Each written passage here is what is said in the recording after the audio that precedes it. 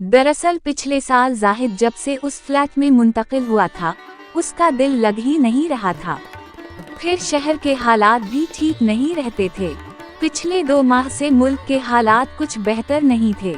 आए दिन फसादात, आए दिन हंगामे, चोरी चुकारी, डाका जनी और अगवा बराए तावान व जिनसी जियादती तो आम मामूल बन गए थे। ये तो शुक्र था कि मोहल्ले में एक दुकान थी जहां से सिगरेट और ग्रोसरी का दूसरा सामान मिल जाया करता था। सामने वाले फ्लैट में जो किराएदार थे बहुत खुदसर थे। जब भी जाहिद अपने फ्लैट की बालकोनी में सांस खोरी के लिए आता तो 2 लड़के ऐसे घूरते जैसे जाहिद ने उनका कर्ज देना हो। कुछ दिनों बाद मालूम हुआ कि उन 2 लड़कों के अलावा उनकी माँ और बहन भी रहती हैं। जाहिद का फ्लैट किया था बस एक कमरा, 7 अटैच वाशरूम, एक ना होने के बराबर टेलीविजन लाउंज और एक किचन। कमरा बस नाम ही को था, बमुश्किल एक सिंगल बेड ही समा सका और एक रैक पर जाहिद की किताबें। किचन में फ्रिज जो कि छोटा था और एक चौल्हा जो ना जाने किस जमाने का था। चूल्हे पर तेल की चिकनाहट और अशियाए खुर्द की तहसी जमी हुई थी। किचन की दाएं दीवार जो टेलीविजन लाउंज के टेरेस के करीब थी, में एक छोटी सी खिड़की थी। इस खिड़की से उन 2 खूनखार भाइयों की इकलौती बहन हफ्ते में एक बार धुले कपड़े तार पर डालने आती तो नजर आती थी।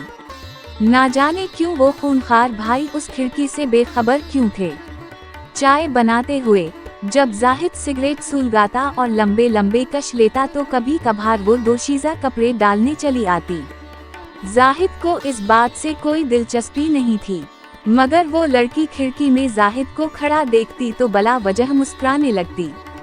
ताहम जाहिद अपनी धुन में सिंक में बर्तन वाश करता रहता, तो जाहिद की दिलचस्पी सिर्फ वो वाहिद टेरेस थी जहां उसने एक छोटी सी प्लास्टिक की कुर्सी बिछाई हुई थी, जिस पर बैठकर वो रात 8 बजे मोबाइल पर घर या किसी दोस्त यार से बात करता था या फिर सोशल मीडिया इस्तेमाल करता था।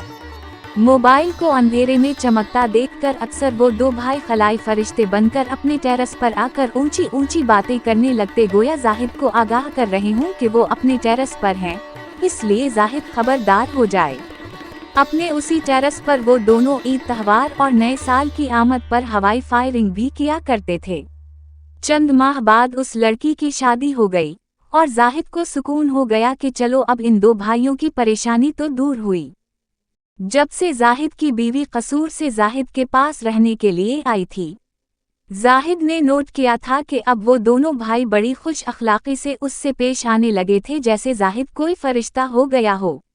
अब वो अपने टेरेस पर बेवक्त भी नजर आने लगे।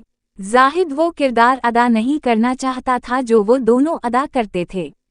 जाहिद और उसकी बीवी ताबिंदा में मियाँ बीवी के रिश्ते के अलावा दोस्ती का रिश्ता भी था जो एतबार पर इस्तादा था। फिर जब ताबिंदा उम्मीद से हो गई तो जाहिद की मां ने बहू को वापस बुला लिया कि बहू कुछ दिन आराम करे और फिर अपने मैके चली जाए। अब वो दोनों भाई बड़े बेजार हो गए, जैसे उम्मीदों पे ओस पड़ गई हो।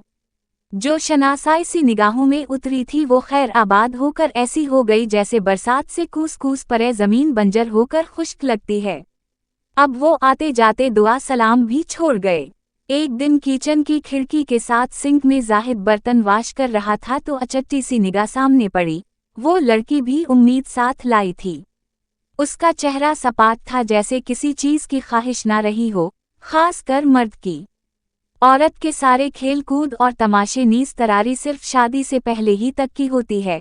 शादी की पहली रात अच्छी गुजर जाए तो औरत अगले ही दिन सब कुछ भूल भाल के पोतर सावतरी हो जाती है। खैर जाहिद को तो पहले भी कोई सरूकार नहीं था, मगर इसके बावजूद दोनों भाई पहले से भी ज्यादा खूनखार हो गए थे और जाहिद को कुहर आलूद निगाहों से देखने लगे थे, क्योंकि वो औरत को नफ्सियात से ज्यादा जिस्म से पढ़ते थे।